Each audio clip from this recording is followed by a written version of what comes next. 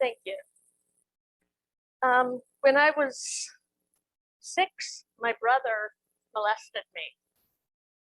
When I told my mother, she said, "Oh, don't tell your father." And that's when it became my shame. My mother went in and out of mental hospitals, and my father would celebrate each time by having friends over to drink. They were both alcoholics.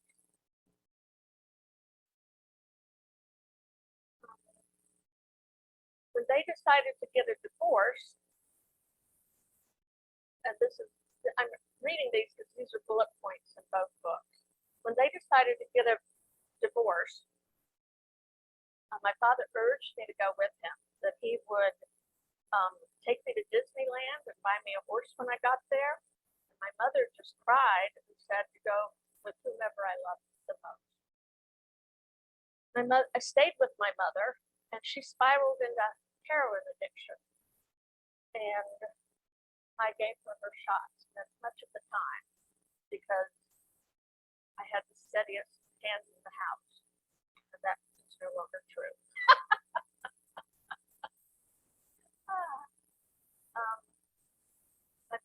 My brother joined the army, which left me there, all with the house full of drug addicts, because that's what happens when you take drugs. I was taken to juvenile hall and molested, and it wasn't a nice place. My mother sent me to juvenile home once, the first time, because she tried to get clean. And the day I was sent home to her, the next day she asked me for a hit. And I gave it to her because I saw what happened when she didn't get it. She went into convulsion. But it conflicted me. I was kidnapped by my mother's boyfriend and kept with him for 4 days and 4 nights, during which I was repeatedly raped and beaten. He held the phone. He called my mother because she had broken up with him, and he wanted to get back with her. And the best way to get back with your girlfriend is to beat up her child, right? I mean, this is how druggies think. And she said she couldn't. He held the phone up to my ear, and she said, "Honey, you know I can't call the police." I said, "I know." And she said, "I don't think he'll hurt you."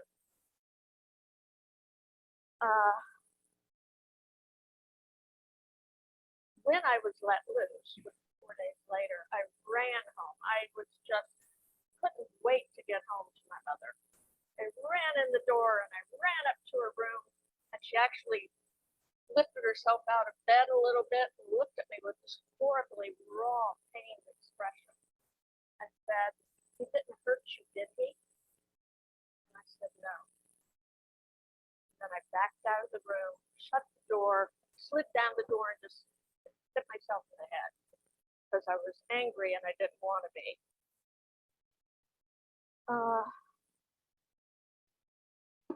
I'm covering the mic. I've got a few defense mechanisms on. The state took me away from my mother when I was 10 years old, and I went back to the juvenile shelter where there was a lady who would molest me and another girl. I don't know why. And eventually my father came to get me, and I thought, woohoo, my father came to get me. And he dropped me off with relatives, most of whom were alcoholics like he was, and many of whom were physically abusive.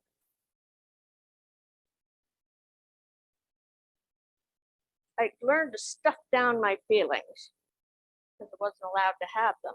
And I learned to lie. And I learned to lie really well because a lot of times my safety depended on it. I attended approximately 20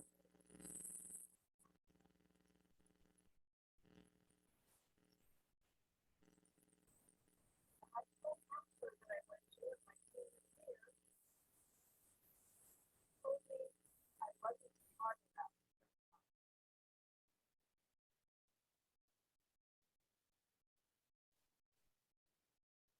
So this is what I look like at 18 years old. I don't look like that shiny 4-year-old.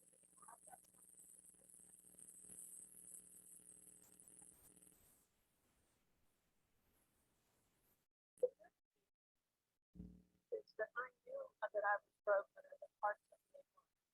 I called myself defective, and I vowed not to stay that way. Some of that is in the first book about childhood.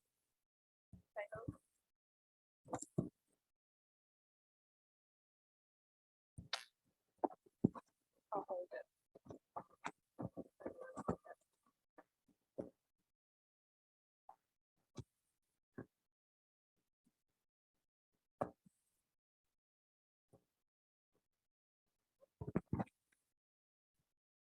Okay.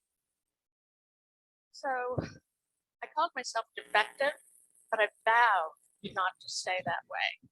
One way I did this is I made friends who, even though I was never going to get married, I told myself, I would only have a friend, be it male or female, if they were somebody that if I was going to marry, that I would marry. So I ended up with good friends who would tell me the truth. I worked hard not to lie because it becomes second nature.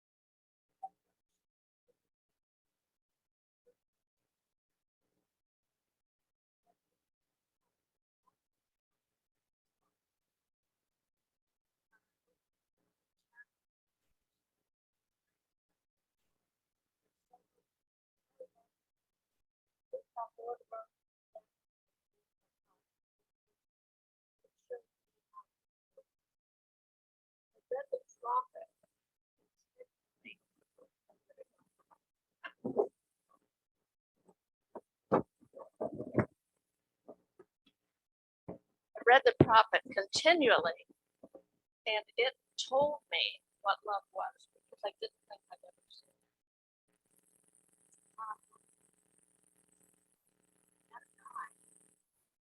Wonderful guy.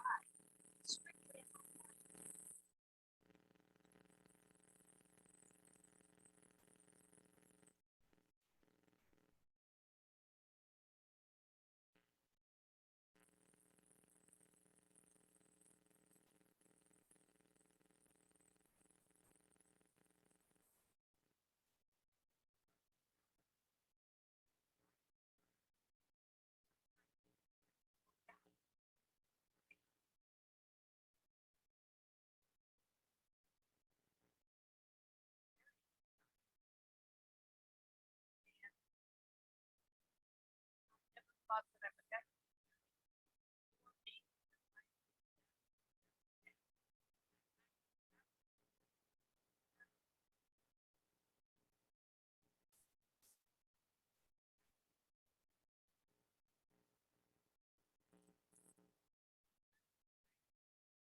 Head of the department in college, and he started. We had lunch once a week, and he would test me on my ideas of, oh, I can't. I don't think I can. You know, if this, like when I met Tim, he's probably going to go away. And this guy would say, well, what if he doesn't? You know, so he challenged me, and those 3 years helped me tremendously. My husband helped me understand that it was okay to be angry. Because evidently I'd get a look that crossed my face, but it would be gone in an instant. And he would say, what was that feeling that just went by? I'd say, oh, nothing. And he finally said one day, he took my hand and he looked at me and said, you can get angry. You can tell me things that I've said that you don't like. I'm not going to hit you. I'm not going to yell at you.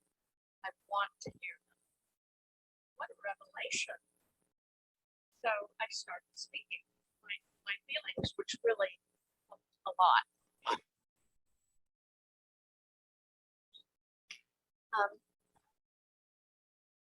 So then we get married, and recovery isn't a success-only journey. I then realized, oh my God, I have no idea how to be a wife, mother. I had nobody I lived with was a good role model. So I tailored myself on TV mom. I would be a TV mom. Now, I didn't often heal, but I exhausted myself trying to get the kids ready. Bathe and put to bed when my husband came home with dinner on the table while we were both working full time.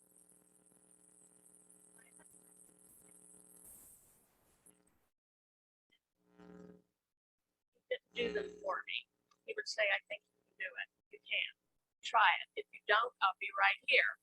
But I think you can do it. So it would have been real easy to find somebody who would have wanted to take care of me.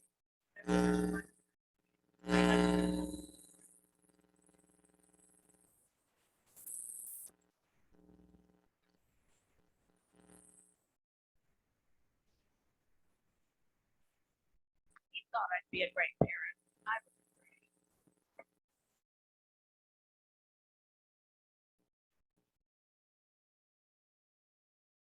I had insisted when we got married that every year and on New Year's, bad time to do this, we would sit down and decide if we wanted to be married for another year. I didn't want to be, he didn't want to be. About year three,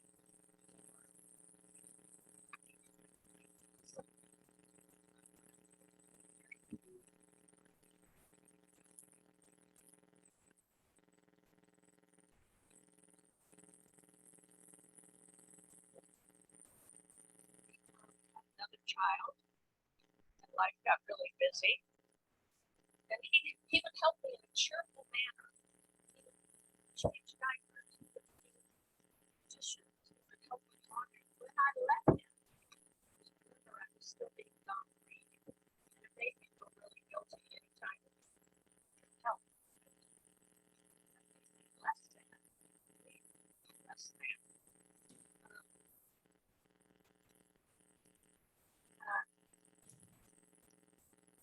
I finally confronted and pulled off my last semester. I was 29. After I never said anything to Tim until I finally told him. After I told off the lesson.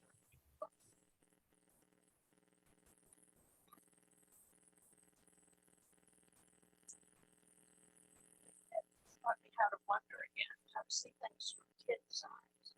And then in year 10, our marriage had a huge bump. It was like a meteor dropped into the middle of it.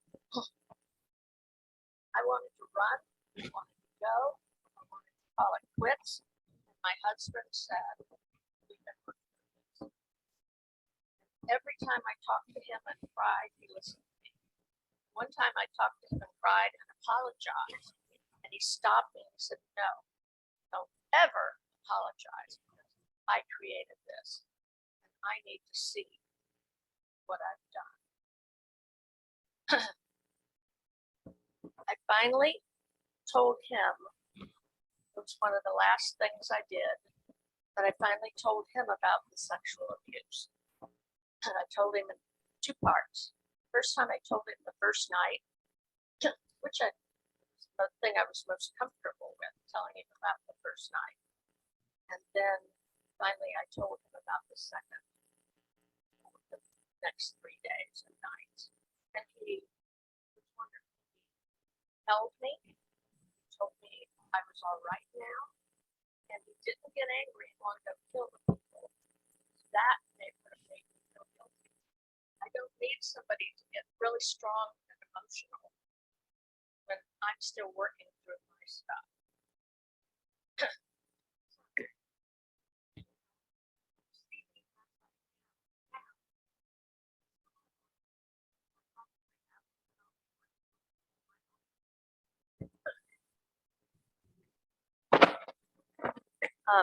But as I sit before you, I have no secrets because secrets keep you sick. So I am open, I am transparent. If I, in the second book, I tell you some things about me and how I reacted that weren't very nice. But you know what? That's real. That's how I reacted. That's what's happened. And I'm okay with that. My first book, like I said, was about the abuse of my childhood, minus the man who molested me till I was 29, because he was still alive and I didn't want to embarrass his family. But this time I told his family, I'm writing this book and I'm not holding back anything. I'm telling it all. And the truth really does set you free. And the journey was quite difficult, but I'm here to tell you, I would not change a thing, not one little thing. I wouldn't change it because I'm here today sitting before you, a joyful, open, colorful, loving person. And that's my talk.